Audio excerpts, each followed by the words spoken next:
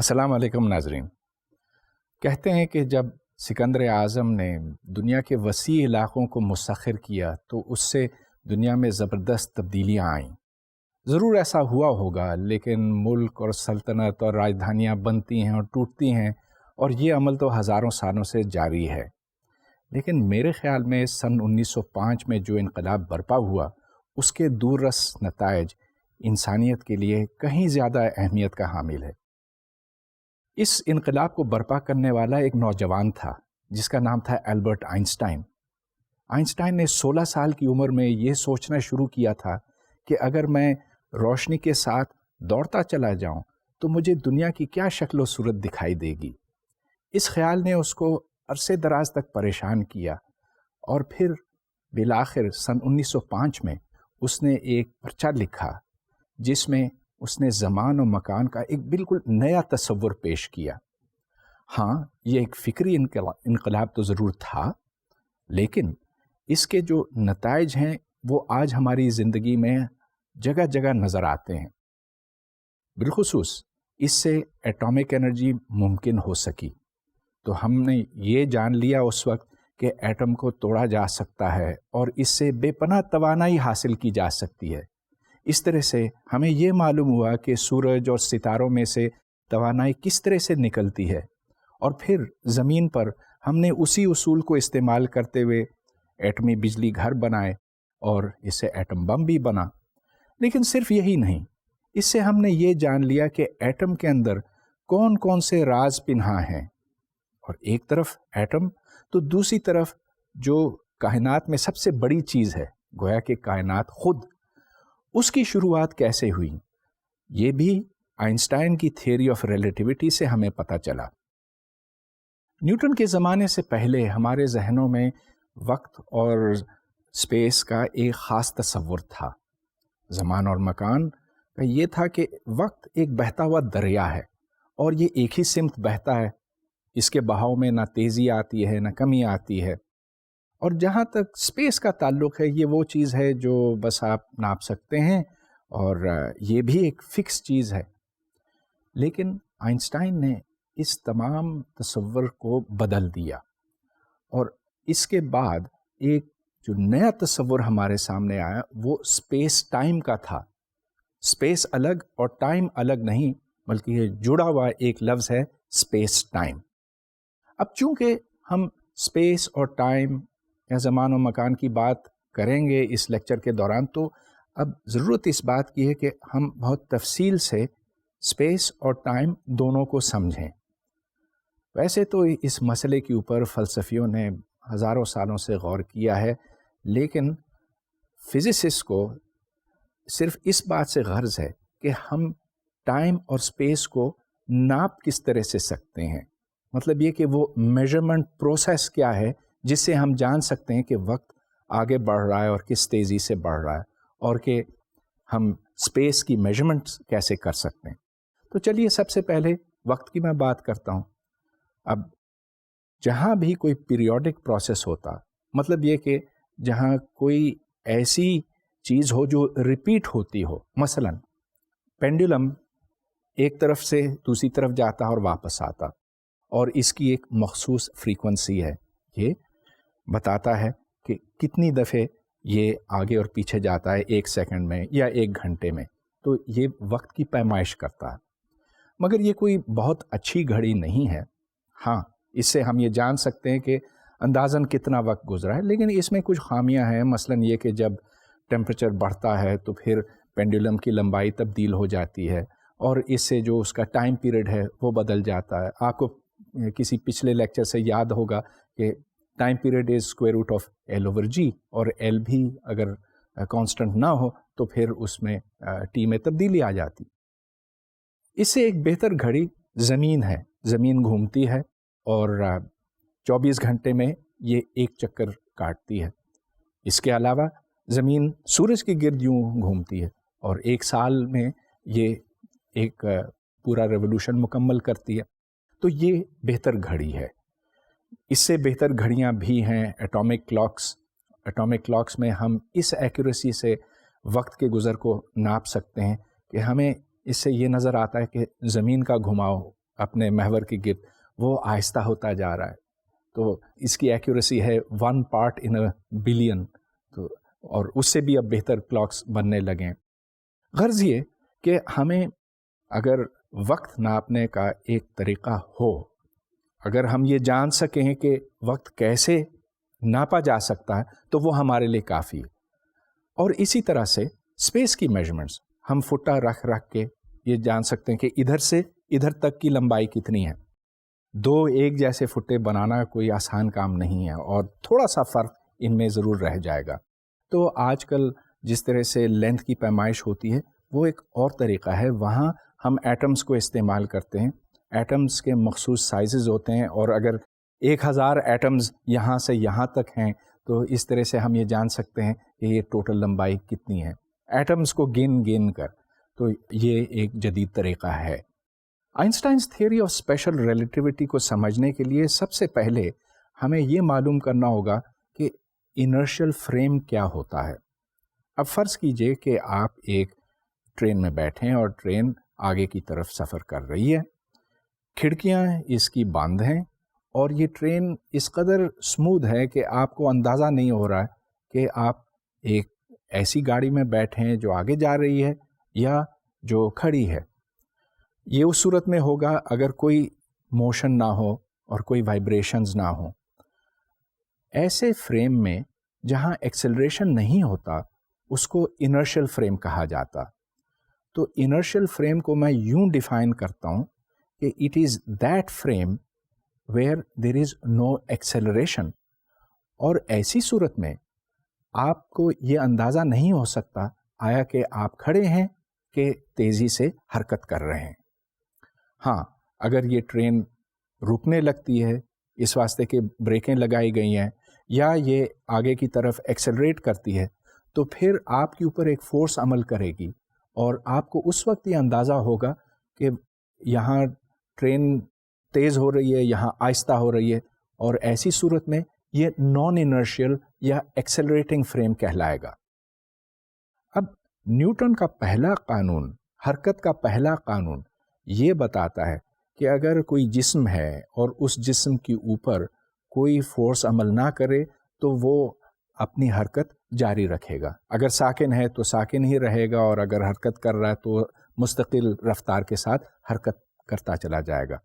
یہ اس صورت میں کہ اگر آپ اس کو ایک انرشل فریم کے حوالے سے دیکھ رہے ہیں تو میں یہ بھی کہہ سکتا ہوں کہ انرشل فریم وہ فریم ہے جس میں نیوٹن کا پہلا قانون درست ہے، جہاں یہ اپلائی کیا جا سکتا ہے.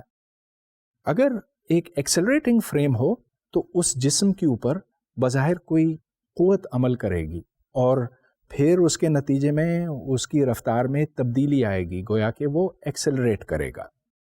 ہم کس فریم آف ریفرنس کو انرشل فریم مانیں؟ اب یہ دیکھیں کہ زمین پر اگر ہم کوئی چیز رکھتے ہیں، ہم خود بھی زمین کے اوپر ہیں، تو ہم اصل میں ایکسلریٹ کر رہے ہیں 2 وجوہات کی بنا پہ. ایک یہ کہ زمین گھومتی ہے اور دوسرے کہ سورج کے گرد یہ چکر کاٹتی ہے. تو زمین ایک مکمل طور پر انرشل فریم تو نہیں ہو سکتی.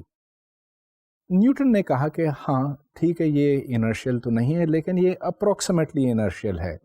اگر ہم کسی شے کو یہاں چھوڑیں تو یہ خود بخود ایکسلریٹ نہیں کرے گی، زیادہ ایکسلریٹ نہیں کرے گی. اس واسطے this is approximately an inertial frame. لیکن جو ایگزیکٹ انرشیل فریم ہے، نیوٹن کا یہ کہنا تھا، وہ ہم یوں بنا سکتے ہیں کہ جو دور دراز کے ستارے ہیں جو اپنی جگہ پر فکسڈ ہیں تو ان سے ایک فریم بنتا ہے، اور یہ فکس فریم ہے، یہ یونیورس کے ساتھ، کائنات کے ساتھ فکسڈ ہے، لہٰذا اس کو ہم انرشیل فریم مانیں گے. اور نیوٹن کا یہ بھی کہنا تھا کہ ایک گھڑی ہے کائنات میں، چلیے کہیں پر رکھی ہوئی ہے، وہ گھڑی صحیح ٹائم بتا سکتی ہے کہ کتنا وقت گزرا ہے. ان گنت ریفرنس فریمز ہوتے ہیں اور ان گنت انرشل فریمز آف ریفرنس.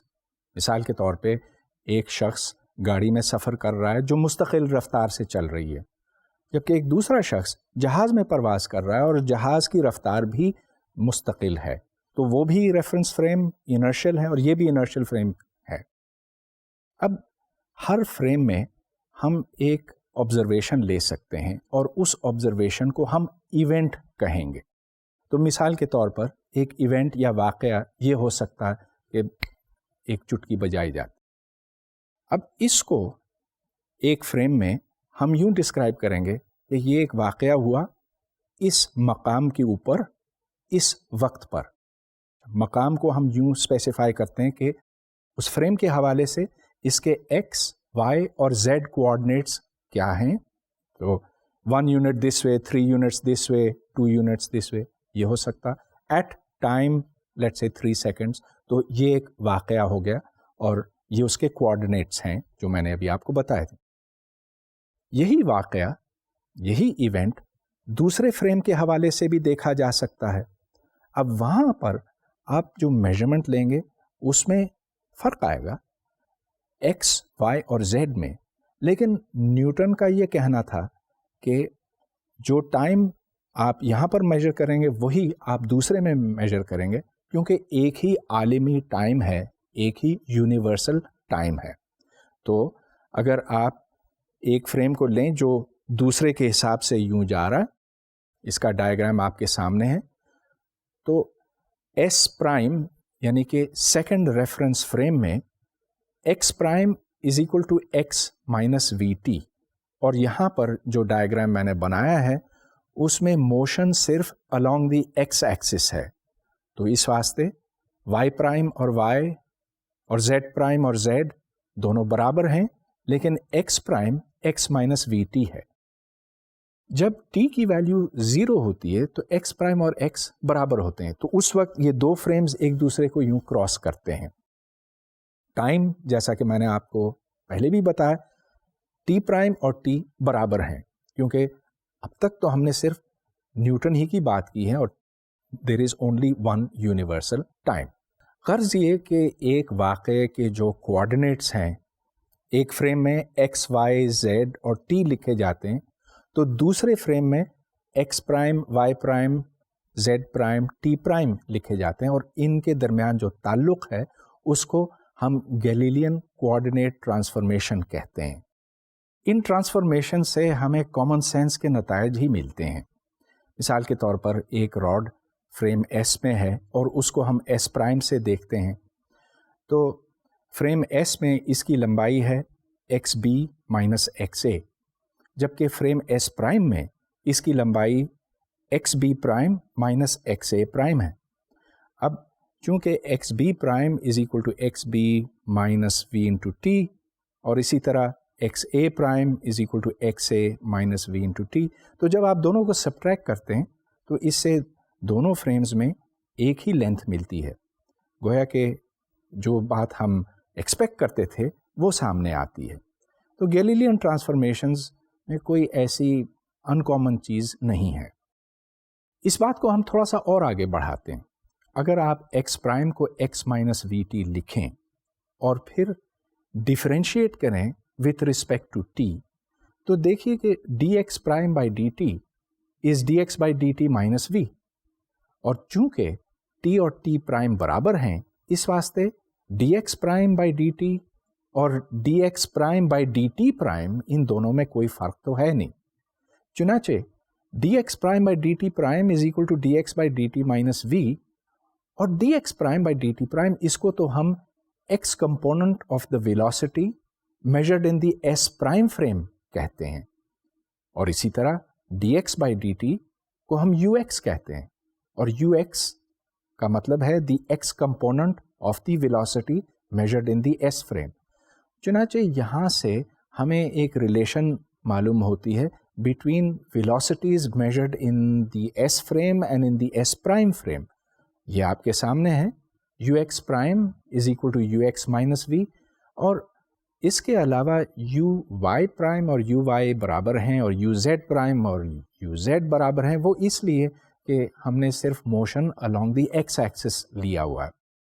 میں یہ بات پھر دہراؤں کہ ٹی پرائم اور ٹی برابر ہیں کیونکہ ایک عالمی ٹائم کو اگر آپ اسیوم کریں تو پھر ان دونوں میں تو فرق ہو نہیں سکتا.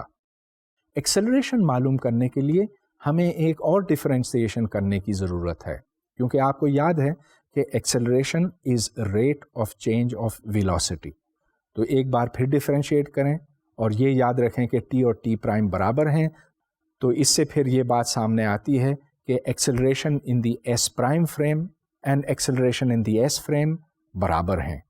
تمام کمپوننٹس اس میں اور اس میں ایک ہیں. یہاں سے یہ ہمیں پتہ چلتا ہے کہ ایک پارٹیکل کی ایکسلریشن وہی ہے تمام انرشیل فریمز آف ریفرنس میں. اور اس سے پھر جو بات میں نے پہلے کہی تھی کہ Newton's law applies equally well in the S prime frame as in the S frame. گویا کہ اگر ایک انرشیل فریم ہے جس میں Newton's laws of motion apply کرتے ہیں تو دوسرے انرشیل فریم میں بھی وہ اسی طرح سے اپلائی کریں گے. ایف ایکولز ایم اے اگر یہاں ہے تو وہاں بھی ایف ایکولز ایم اے اپلائی کرے گا. البتہ یہاں پر ہم نے یہ کہا کہ ماس چینج نہیں ہوتا. اور ماس کیوں چینج ہو جب آپ ایک فریم سے دوسرے فریم میں جائیں؟ تو اگر نیوٹن کا قانون اس انرشیل فریم میں اور اس انرشیل فریم دونوں میں اپلائی کرتا ہے تو پھر آپ کس بنا پہ یہ کہہ سکتے ہیں کہ یہ فریم بہتر ہے اس فریم کے مقابلے میں؟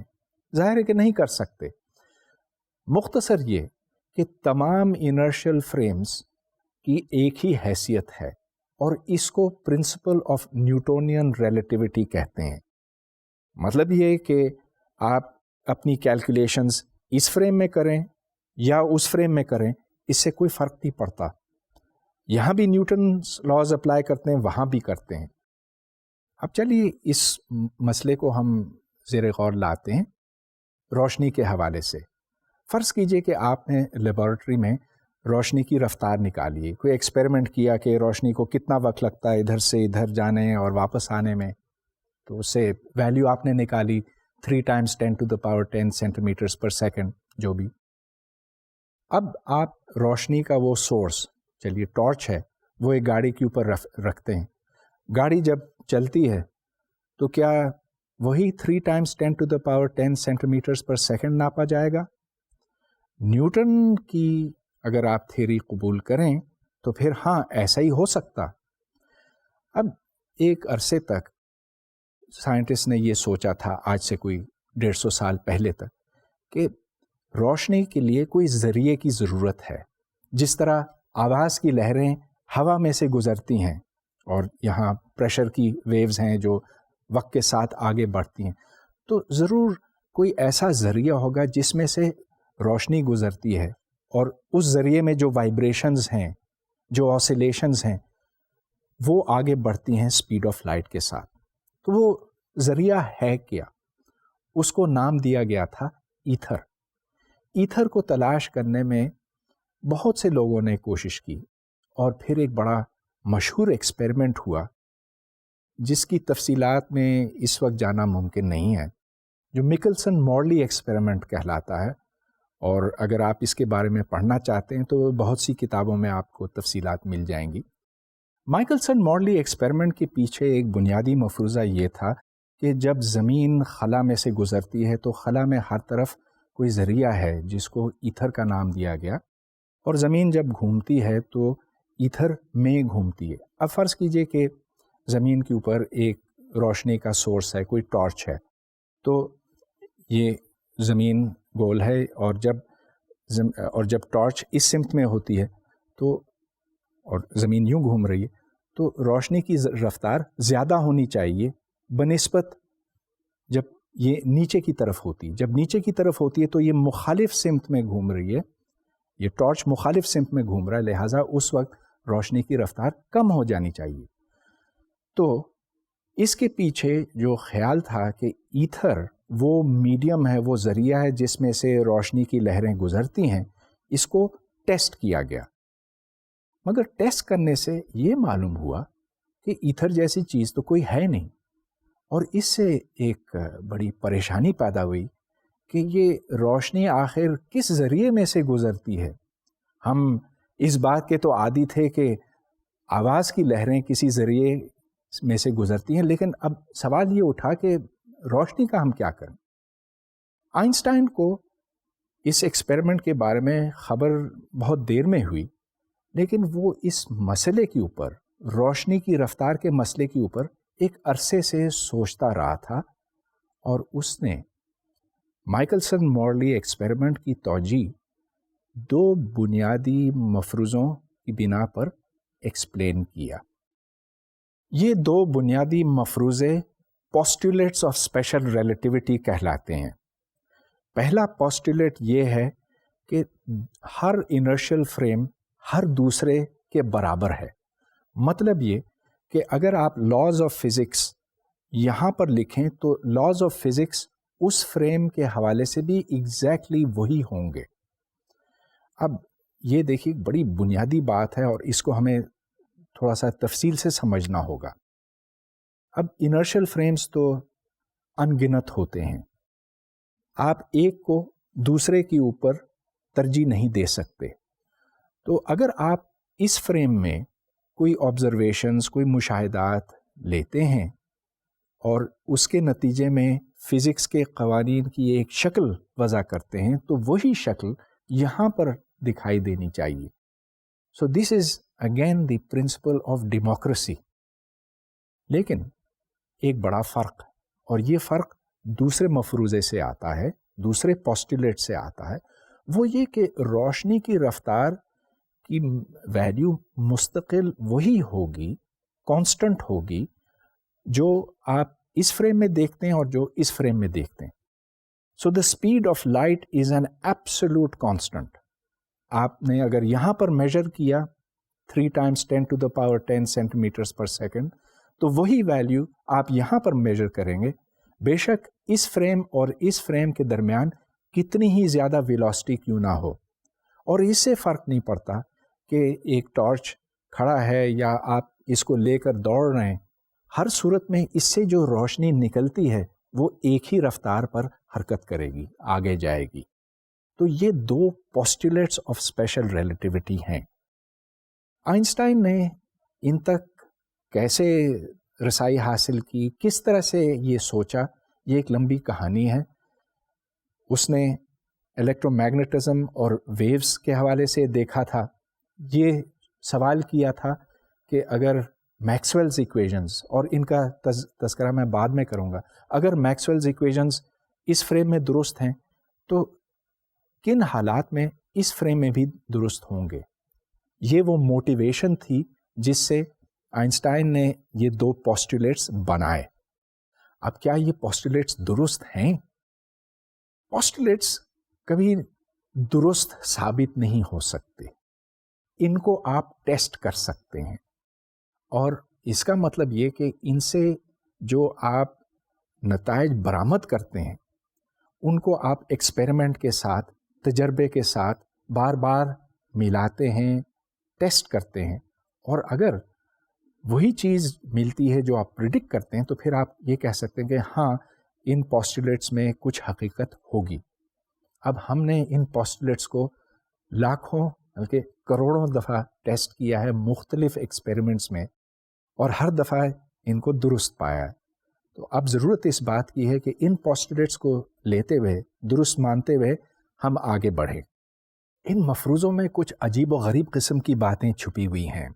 مثال کے طور پر 2 واقعات جو ایک وقت پہ ہوتے ہیں، جس کو سائملٹینیس ایونٹس کہا جاتا ہے، اور جو میرے حساب سے سائملٹینیس ہیں، اس آبزرور کے مطابق مختلف وقتوں پر رونما ہوئے ہوں گے، جو میرے حساب سے تیزی سے رائٹ کی طرف دوڑ رہا ہے۔ تو سائملٹینیٹی از ریلیٹو۔ 2 واقعات جو ایک ہی وقت پر ہوتے ہیں کسی ایک فریم میں، دوسرے کے مطابق کسی اور وقت پر ہوتے ہیں، یعنی کہ ان میں فرق آ جاتا ہے ٹائم کے لحاظ سے۔ اب اس کو سمجھنے کے واسطے سب سے پہلے ہمیں اس کے اوپر غور کرنے کی ضرورت ہے کہ ہم اسپیڈ آف لائٹ کو کس طرح سے شامل کرتے ہیں جب ہم کلاکس کو سیٹ کرتے ہیں کسی فریم کے اندر۔ ہر فریم کا ایک ہی ٹائم ہوگا، اور فریم سے مراد یہ کہ ہم نے ایک آبزرور یا کئی آبزرورز رکھے ہوئے ہیں اس فریم میں جو ایٹ ریسٹ ہیں ایک دوسرے کے حساب سے۔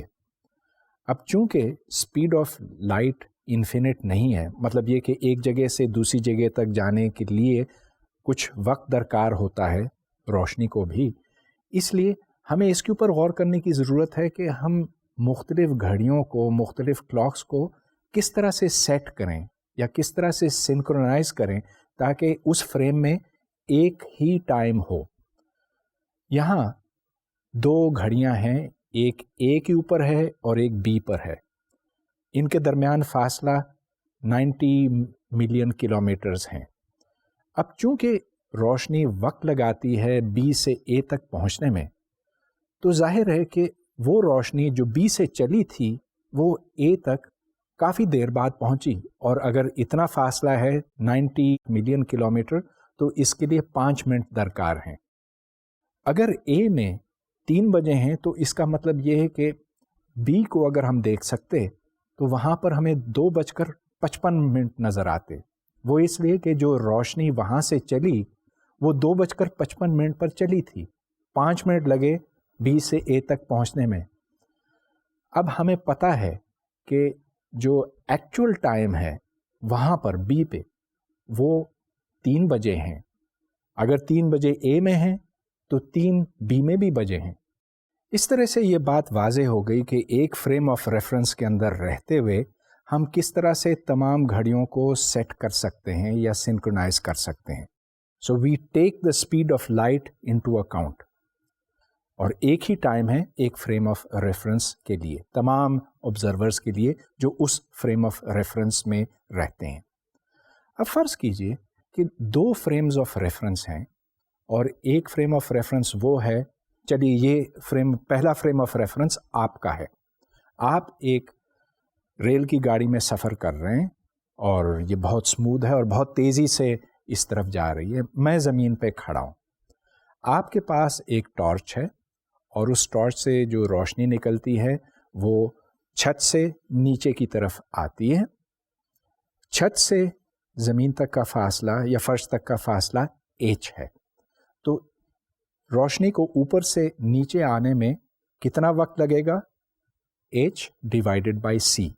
یہ ٹائم آپ نوٹ کریں گے. آپ کی جو گھڑی ہے اس کے مطابق it took time H divided by C for the light to come from the ceiling to the floor. میں زمین پر کھڑا ہوں اور میں یہ دیکھ رہا ہوں کہ آپ نے ٹارچ کی روشنی چھوڑی ہے اوپر سے نیچے تک، لیکن ایک فرق ہے، وہ یہ کہ چونکہ آپ تیزی سے حرکت کر رہے ہیں سیدھے ہاتھ کی طرف، تو جب روشنی اوپر سے نیچے آتی ہے تو جو فرش ہے وہ سیدھے ہاتھ کو جا چکا ہے آگے. یہ کتنا فاصلہ طے کرے گا؟ اس کی ویلیو ہے V انٹو ٹی. لہذا اس ٹرائنگل سے آپ کو پتا چلتا ہے کہ جو ٹوٹل فاصلہ لائٹ طے کرتی ہے وہ ہے V² delta T squared plus H squared. تو پائتھاگورس تھیورم استعمال کر کے you get D is equal to square root of H squared plus V² delta T squared.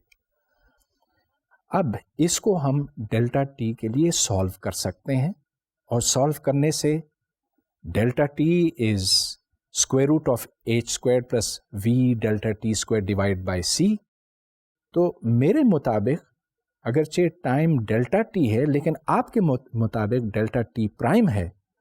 یہاں سے یہ نتیجہ نکلتا ہے کہ ڈیلٹا ٹی پرائم اور ڈیلٹا ٹی کا ریلیشن ہے delta T prime is equal to delta T square root of 1 minus V divided by C squared. So delta T prime is equal to delta T divided by gamma. Gamma ایک quantity ہے جس کو ہم اپنی سہولت کے لیے define کرتے ہیں as 1 divided by square root of 1 minus V squared over C squared. اب یہ دیکھیں کہ گاما کی ویلیو نارملی تو بہت بہت قریب ہوتی ہے 1 کے، اس واسطے کہ آپ تیز ترین راکٹ میں اگر سفر کریں تو بھی وہ روشنی کی رفتار کا 1 ملینتھ بھی نہیں بنتا. اس واسطے جو روزمرہ کی زندگی ہے اس میں آپ کو گاما 1 ہی دکھائی دے گا. یہاں ہم نے ایک انتہائی حیران کن اور اہم نتیجہ اخذ کیا ہے، وہ یہ کہ تمام وہ گھڑیاں جو تیزی سے حرکت کرتی ہیں ہمیں یا مجھے سست چلتی ہوئی دکھائی دیں گی. تو میرے مطابق آپ کی گھڑی سست چل رہی ہے، اور یاد رہے کہ آپ اس گاڑی میں سفر کر رہے ہیں جو تیزی سے اس طرف جا رہی ہے.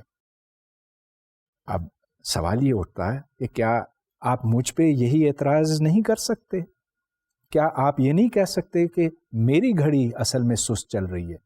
کیونکہ تمام انرشیل فریمز کی تو برابر کی حیثیت ہوتی ہے. اور ہاں، یہ بات بالکل درست ہے، آپ مجھ پہ یہ بجا طور پہ اعتراض کر سکتے کہ میری گھڑی سست چل رہی ہے. تو پھر یہ کیا بات ہوئی؟ میں کہہ رہا ہوں کہ آپ کی گھڑی سست چل رہی ہے، آپ کہہ رہے ہیں کہ میری گھڑی سست چل رہی ہے، تو کیا کوئی اس میں تضاد تو نہیں ہے؟ اصل میں اس میں کوئی تضاد نہیں ہے.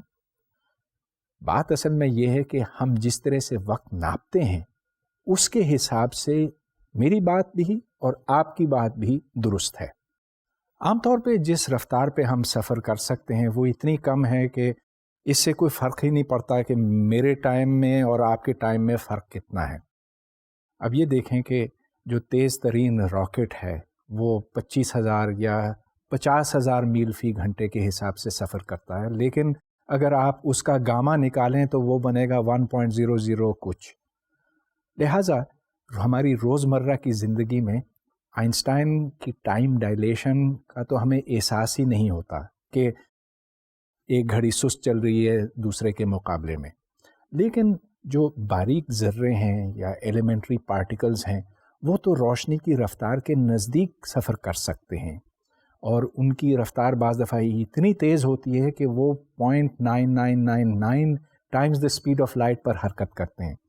ایسی صورت میں گاما کی ویلیو 1 سے کافی قریب ہو سکتی ہے. تو اس مثال میں ایک ایلیمنٹری پارٹیکل جو میون ہے وہ لیبارٹری میں سے گزر رہا ہے at 3/5 of the speed of light. Normally muons جو ہیں بہت تیزی سے ختم ہو جاتے ہیں، وہ دوسرے پارٹیکلز میں ڈکے ہو جاتے ہیں، لیکن کیونکہ یہاں گاما کی ویلیو اتنی کم نہیں ہے، یہاں پر تو 5/4 ہے، تو اس واسطے یہ تھوڑی زیادہ دیر تک زندہ رہے گا. مطلب یہ کہ ڈکے ہونے میں تھوڑی سی زیادہ دیر لگائے گا. البتہ یہاں پر گاما تو صرف 5/4 1.25 ہے. ایسے بھی ہو سکتا ہے کہ گاما 10,000 ہو یا 1 ملین ہو. کچھ پارٹیکلز ہیں جو روشنی کی رفتار کے اتنے قریب جاتے ہیں کہ gamma can be many thousands. ایسی صورت میں ایک پارٹیکل جو نارملی چٹکی بجانے سے بھی پہلے ختم ہو جاتا خاصا فاصلہ طے کر سکتا ہے، اور یہ ہم اپنی لیبارٹریوں میں روز دیکھتے ہیں. مگر اب میں ایک اور مسئلے کی طرف آنا چاہتا ہوں. یہ ایک اعتراض ہے جو آئنسٹائن کی تھیوری آف ریلیٹیوٹی پہ کیا گیا تھا اور جو ٹوین پیراڈاکس کہلاتا ہے. اور یہ بڑی ایک دلچسپ بات ہے، تو میرا خیال ہے اس کو تفصیل سے سمجھنے کی ضرورت ہے. 2 جوڑوے بھائی ہیں، ایک کو آپ اے کہیں دوسرے کو بی. ظاہر ہے کہ دونوں ایک ہی وقت پہ پیدا ہوئے ہیں، ایک ہی جگہ پہ.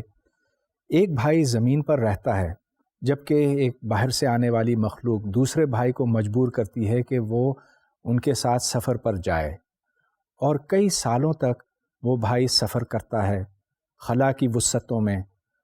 اور یہ سفر روشنی کی رفتار کے اوپر ہوتا ہے یا اس سے بہت قریب ہوتا ہے، اور کئی سال گزرنے کے بعد پھر یہ لوٹتا ہے زمین کی طرف. جب یہ واپس آتا ہے تو وہ کیا دیکھتا کہ اس کا بھائی جوان ہے یا بوڑھا ہے؟ آپ دیکھتے ہیں کہ وہ بھائی بوڑھا ہو چکا ہے، جبکہ سفر کرنے والا بھائی جوان ہے. اب اگر آپ اس مسئلے کے اوپر تھوڑا سا غور کریں تو آپ کو کچھ بڑی عجیب و غریب باتیں دکھائی دیں گی. اگر تھیوری آف ریلیٹیوٹی کا یہ تقاضا ہے کہ تمام فریمز برابر ہیں، تو پھر اے یہ کہہ سکتا ہے کہ بھی بوڑھا ہو گیا اور بی یہ کہہ سکتا ہے کہ اے بوڑھا ہو گیا. لیکن اب عملاً ہم یہ دیکھتے ہیں کہ وہ شخص جو سفر کر کے واپس آتا ہے اس کی عمر کم ہے بنسبت اس شخص کے جو زمین ہی پر موجود تھا. تو پھر یہ کیسے ہو سکتا؟ یہ سیمیٹری کیسے ٹوٹی؟ اس کی وجہ سمجھنا مشکل نہیں ہے. یاد رہے کہ ہم نے دو انرشل فریمز کی برابری کا تقاضا کیا تھا. آئنسٹائن نے یہ کہا کہ یہ انرشل فریم اور وہ انرشل فریم دونوں ایک جیسے ہیں، دونوں کی برابر کی حیثیت ہے. لیکن وہ بھائی جو سفر پر گیا اور پھر لوٹ کر آیا، کیا وہ انرشل فریم میں تھا؟ ذرا سوچئے اس کے اوپر. نہیں، وہ انرشل فریم میں نہیں تھا، کیونکہ اس نے اپنی رفتار پہلے بڑھاتا چلا گیا اور پھر بالآخر اپنی منزل پہ پہنچا. وہاں سے پھر وہ پلٹ کر واپس آیا، تو اس کی رفتار مستقل بدلتی رہی. پہلے بڑھی، پھر کم ہوئی، پھر مخالف سمت میں بڑھی، پھر کم ہوئی. لہٰذا اس کے اوپر فورسز نے عمل کیا، وہ انرشل فریم نہیں ہے. اور اس واسطے یہ کہنا کہ دونوں بھائیوں کی عمر برابر ہونی چاہیے، یہ بھی درست نہیں ہے. سو دیر از نو ٹوین پیراڈاکس. اگرچہ اس زمانے میں اس پاسبلٹی کو استعمال کیا جاتا تھا تھیوری آف ریلیٹیوٹی کو ڈسکریڈٹ کرنے کے واسطے، اس کو غلط قرار دینے کے واسطے، لیکن یہاں ایسی کوئی بات نہیں ہے، کیونکہ یہ انرشل فریمز کی بات بھی نہیں. دنیا کی بڑی لیبارٹریوں میں آج ٹائم ڈائلیشن کو بارہا دیکھا جاتا ہے، اور یہ دیکھا جاتا ہے کہ وہ پارٹیکلز جو روشنی کی رفتار کے بہت قریب ہیں بہت طویل عرصے تک زندہ رہتے ہیں، جبکہ وہ پارٹیکلز جو کھڑے ہیں یا جن کی سپیڈ بہت کم ہے بڑی تیزی سے ختم ہو جاتے ہیں.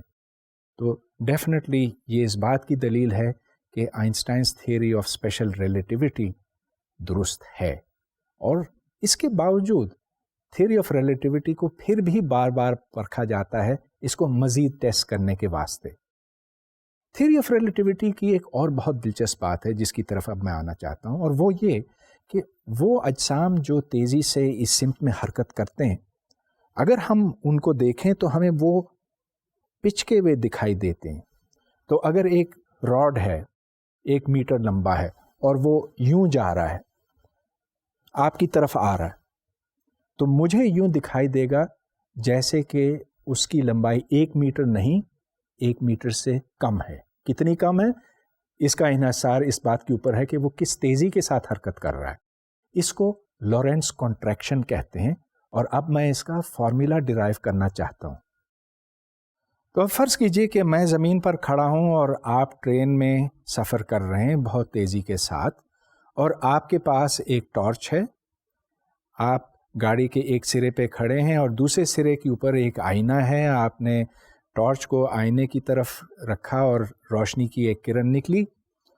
کتنا وقت لگا اس روشنی کو جانے اور آنے میں آپ کے مطابق؟ اس کا جواب ہے 2 × Δx' divided by c. Delta X prime وہ لمبائی ہے جو آپ ناپتے ہیں آپ کے فریم آف ریفرنس میں، یعنی کہ یہ اس گاڑی کی یا اس کیریج کی لمبائی ہے، اور یہاں پر 2 سے میں نے ملٹیپلائی کیا ہے اس واسطے کہ روشنی کو جانا اور آنا ہے.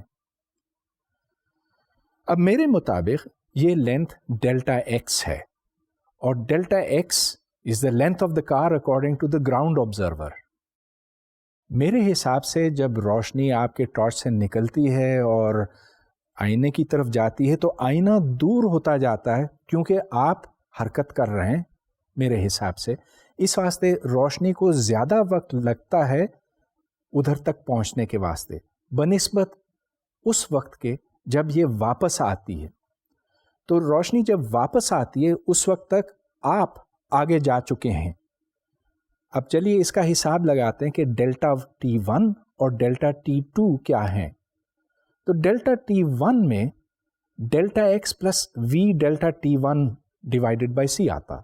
وی ڈیلٹا T1 اس واسطے کہ ڈیلٹا T1 کے دوران یہ آئینہ وی انٹو ڈیلٹا T1 فاصلہ طے کر چکا ہے آگے کی طرف. اب جب روشنی واپس کی طرف آتی ہے تو minus V into delta T2 ہمیں شامل کرنا ہے ڈیلٹا ایکس میں، اس واسطے کہ جو پچھلا حصہ ہے اس کیریج کا وہ آگے جا چکا ہے by an amount which is V into delta T2. لہٰذا یہاں سے delta T2 is equal to delta x minus we delta T2 divided by सी। अब इनको आप डेल्टा T1 और डेल्टा T2 के लिए सॉल्व करें और फिर delta T1 plus delta T2 की जमा निकालें। So the some of delta T1 plus delta T2 is then 2 into delta Tx divided by C divided by 1 minus we square over C square. इधर आप ये याद रखें कि टाइम डायलेशन फॉर्मूले के मुताबिक delta T prime is equal to square root of 1 minus we square divided by C square into delta T। ये ऊपर वाले फॉर्मूले में डालकर हम डेल्टा T प्राइम की वैल्यू निकालते हैं as 2 delta x divided by C divided by 1 minus we square over C square under root. मगर ये याद रहे कि डेल्टा T प्राइम वो टाइम जो आपने निकाला था वो दरअसल 2 into delta ex prime divided by सी है। ये बात मैं फिर आपको याद दिलाना चाहता हूँ कि आप इस गाड़ी में हैं और आपके पास वो टॉर्च है, टॉर्च से रोशनी गई और वापस आई, जितना वक्त लगा वो इसके इक्वल है कि what is the distance which is 2 इसलिए कि जाना और आना है, into delta ex prime which is the length of the car as you see it divided by the speed of light। मुख्तसर ये कि हम इस नतीजे पे पहुँचे हैं कि जो लेंथ मैं देखता हूँ that is square root of 1 minus v squared over c squared of the length that you measure। गोया कि अगर आपके पास एक मीटर रॉड है, इसकी लंबाई ज़ाहिर के 1 मीटर है, तो मैं उस मीटर रॉड को देखूंगा, ऑब्जर्व करूंगा as something which is 1 metre multiplied by square root of 1 minus we square over C square. तो मुझे वो मीटर रॉड छोटा दिखाई देगा और आप जितनी ज़्यादा तेज़ी से हरकत करेंगे तो मुझे वो और ज़्यादा छोटा दिखाई देगा। अब यही बात आप मेरे बारे में कह सकते हैं कि मेरे पास एक मीटर रॉड है और अगर आपके हिसाब से मैं उस तरफ हरकत कर रहा हूँ तो आपको वो मीटर रॉड छोटा दिखाई देगा। अच्छा, यहाँ पर आप एक बात नोट करें कि इससे कोई फ़र्क नहीं पड़ता कि मैं आपकी तरफ आ रहा हूँ या आप मेरी तरफ आ रहे हैं या मैं मुखालिफ सिमत में जा रहा हूँ, तो इसमें v के साइन से कोई फ़र्क नहीं पड़ता। और ज़ाहिर है कि फॉर्मूले में भी यही बात है कि it is square root of 1 minus we squared divided by C squared. v को माइनस v करने से इस फैक्टर में कोई फ़र्क नहीं आता। क्या हम इस लेंथ कॉन्ट्रैक्शन को वाकई देख सकते हैं जिस तरह हम टाइम डायलेशन को देख सकते हैं? इसको देखने के कुछ इनडायरेक्ट तरीके हैं। लेबॉरेटरी में एक प्रोटॉन अगर है तो प्रोटॉन वैसे तो गोल होता है, इट इज़ अ स्फीयर, कुर्रा है, लेकिन जब ये हरकत करता है और रोशनी की रफ्तार के नज़दीक पहुंचता है तो इसकी शक्ल बदल जाती है, ये पिचक जाता है और ये समझें कि जैसे एक चपाती है वैसे बन जाता है, फ्लैटन हो जाता। इसकी जो ऑब्जर्वेशंस हैं उसकी तफसीलात में मैं नहीं जा सकता, लेकिन जब हम प्रोटॉन की तस्वीरें खींचते हैं लेबॉरेटरी में, और ये खासा कॉम्प्लिकेटेड सब्जेक्ट है, लेकिन जब हम इसकी तस्वीरें खींचते हैं तो हमें एग्जैक्टली वही चीज़ दिखाई देती है जिसका मैंने आप अभी तज़किरा किया कि ये पिचक जाता है, it becomes flat, it becomes N ellipsoid.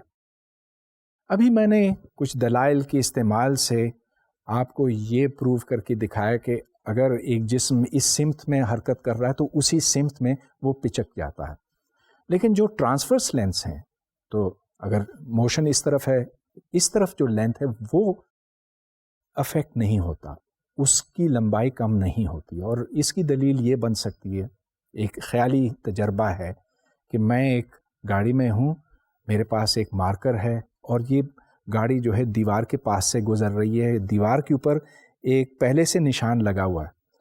अब अगर मैं एक निशान लगाता हुआ जाऊँ इस तरफ, तो क्या ये उसके साथ मैच करेगा या उससे ऊपर होगा या नीचे होगा? उसका जवाब यह है कि ये उसके साथ मैच करेगा। अगर मैं रुक जाऊं या मैं तेज हो जाऊं, जो कुछ भी है, ट्रांसवर्स डायमेंशंस तब्दील नहीं होते।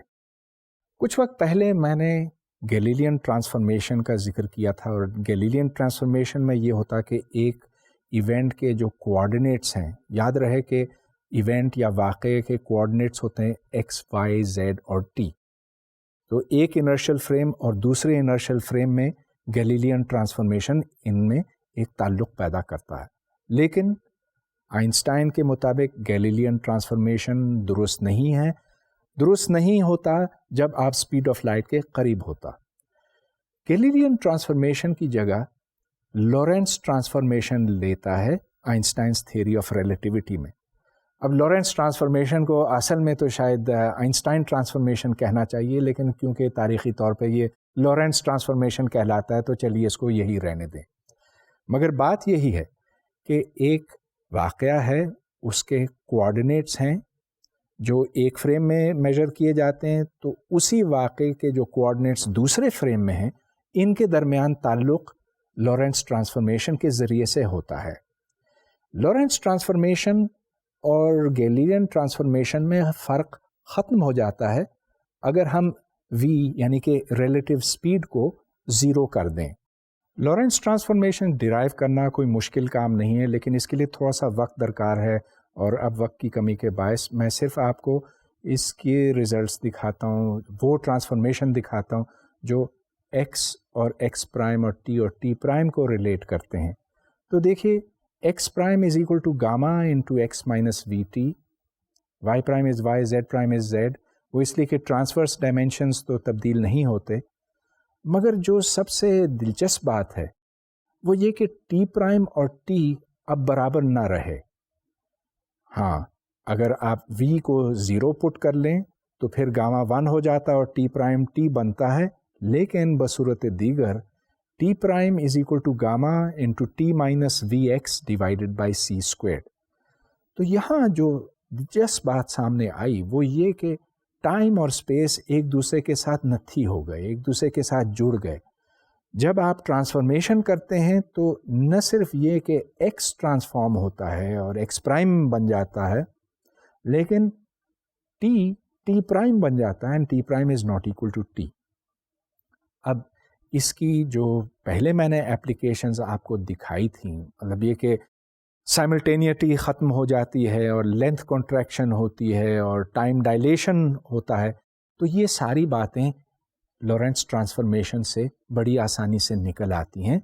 مثال کے طور پر سائملٹینیٹی کو آپ دیکھیں تو ٹی ایکول 0 کے اوپر ٹی پرائم کی ویلیو کیا بنی؟ It is minus gamma into V X divided by C squared. اگر فریمز ایس اور ایس پرائم لیے جائیں، دونوں میں گھڑیاں ہیں، تو ٹی ایکول ٹو 0 پر ٹی پرائم کی ویلیو بنتی ہے minus gamma V X divided by C squared. تو اگر ایس فریم میں ایکس ایکولز 0 ہے تو ٹی پرائم کی ویلیو یہ بنتی ہے. اسی طرح سے ہم ٹائم ڈائلیشن اور لورنس کنٹریکشن کو سمجھ سکتے ہیں. ٹائم ڈائلیشن کے واسطے ہم ڈیلٹا ایکس کو 0 پٹ کریں گے کیونکہ یہ ایک ہی جگہ پہ گھڑی موجود ہے فریم ایس میں، تو یہاں سے ڈیلٹا پرائم کی ویلیو نکلتی ہے as gamma into delta T. یہ وہی رزلٹ ہے جو ہم نے پہلے ایک خیالی تجربے سے حاصل کیا تھا. اور اسی طرح لورنس کنٹریکشن میں اگر ایک میٹر راڈ آپ رکھیں تو یہاں پر جو ڈیلٹا ایکس پرائم کی ویلیو بنتی ہے، delta X prime is equal to gamma into delta X minus V delta T. چونکہ ڈیلٹا ٹی 0 ہے، اس واسطے delta X prime gamma into delta X بنا، اور یہ وہی رزلٹ ہے جو ہم نے پہلے حاصل کیا تھا لورنس کنٹریکشن کے واسطے. لورنس ٹرانسفارمیشن اب میں استعمال کرنا چاہوں گا یہ جاننے کے لیے کہ اگر ایک فریم میں ہم ویلوسٹی میجر کرتے ہیں تو پھر دوسرے فریم میں اس ویلوسٹی کی قیمت کیا ہوگی. تو فرض کیجئے کہ ہم فریم ایس میں ہیں اور فریم ایس پرائم میں ایک پارٹیکل حرکت کر رہا ہے. اب ہم یہ جاننا چاہتے ہیں کہ جو اس فریم میں ویلوسٹی ہے جس کو ہم یو پرائم کہیں گے یا یو ایکس پرائم کہیں گے کیونکہ ون ڈائمینشنل موشن ہے، تو ہم یو ایکس کیا آبزرو کریں گے. تو چلیے یو dx/dt ہے, s پرائم فریم میں ٹائم t کے دوران اس نے فاصلہ dx پرائم طے کیا جس کی قیمت ہے gamma into dx minus V D T. یہ کہاں سے آیا؟ جب آپ نے x prime equals gamma into X minus V T لکھا تھا تو اس کو ڈفرینشیٹ کرنے سے ملا. اسی طرح ڈی ٹی پرائم کی ویلیو ہے gamma into D T minus V over C squared into D X. تو یہاں پر میں نے وہ دوسری ایکویژن استعمال کی ہے جو ٹی پرائم اور ٹی کو ریلیٹ کرتی ہے. T prime is equal to gamma into T minus V X over C squared. اب اسپیڈ یہاں سے نکالیں in the S prime frame which is D X prime by D T prime. تو D X prime ہمیں معلوم ہے, D T prime معلوم ہے, دونوں کو ڈیوائڈ کیجئے. ڈیوائڈ کرنے سے D X by D T minus V divided by 1 minus V over C squared into D X by D T ملتا. تھوڑا سا سمپلیفائی کیجئے تو یہاں سے U prime is equal to U minus V divided by 1 minus U V over C squared. اب فرض کیجئے کہ وی کی ویلیو 0 ہے, مطلب یہ کہ کوئی ریلیٹو ویلوسٹی ان دونوں فریمز کے درمیان نہیں ہے, تو ایسی صورت میں یو پرائم اور یو برابر ہوں گے, ظاہر سی بات ہے. لیکن اب فرض کیجئے کہ سی کی ویلیو اتنی زیادہ ہے کہ ڈینومینیٹر میں آپ U V divided by C square کو نیگلیکٹ کر سکتے ہیں, تو پھر U prime is U minus V, اور یہ وہ ریزلٹ ہے جو گیلیلین ٹرانسفارمیشن سے بھی ہمیں ملتا ہے. مگر اب دلچسپ بات, فرض کیجئے کہ ہم یہاں پہ کھڑے ہیں اور اس فریم میں ایس پرائم میں آبزرور ہے جس کے پاس ایک ٹارچ ہے. اس ٹارچ سے اس نے روشنی کی ایک کرن آگے کی طرف بھیجی. ہم اس روشنی کو کیا آبزرو کریں گے, اس کی سپیڈ ہم کیا دیکھیں گے؟ تو ادھر آپ یو کو سی کے برابر کر دیں تو دیکھیے کہ ہمارے مطابق یو یعنی کہ speed of that light is also see. بڑی دلچسپ بات بنتی ہے کہ اس سے کوئی فرق نہیں پڑا آیا کہ وہ سورس ساکن ہے کہ تیزی سے موو کر رہا ہے. دا speed of light is the speed of light. Einstein کی تھیوری آف ریلیٹیوٹی میں بہت سی حیران کرنے والی باتیں ہیں, مثلا یہ کہ وہ گھڑی جو تیزی سے اس طرف حرکت کرتی ہے ہمیں سست چلتی ہوئی دکھائی دیتی ہے, اور اس کے برعکس وہ شخص جو ہمیں دیکھ رہا ہے وہ کہتا ہے کہ ہماری گھڑیاں سست چل رہی ہیں. پھر ہم نے لورینس کانٹریکشن کی بات کی, گویا کہ ایک جسم جو ایک سمت میں تیزی سے حرکت کرتا ہے ہمیں پچکا ہوا سکڑا ہوا دکھائی دیتا ہے. تو یہ بڑی دلچسپ باتیں تھیں, لیکن ایک فارمولا ہے, ایک کانسیپٹ ہے جس تک میں پہنچ نہیں سکا وقت کی کمی کے باعث, اور وہ ہے آئنسٹائن کا مشہور formula E equals M C square, جو یہ بتاتا ہے کہ ماس کو دراصل آپ انرجی میں تبدیل کر سکتے ہیں یا انرجی کو ماس میں تبدیل کر سکتے ہیں. گویا کہ ماس اور انرجی دراصل ایک ہی چیز ہے. اب اس کے اوپر تو ایک لمبی بحث کی ضرورت ہے, اور وقت کیونکہ ختم ہو گیا تو اس پر بات جاری رہے گی.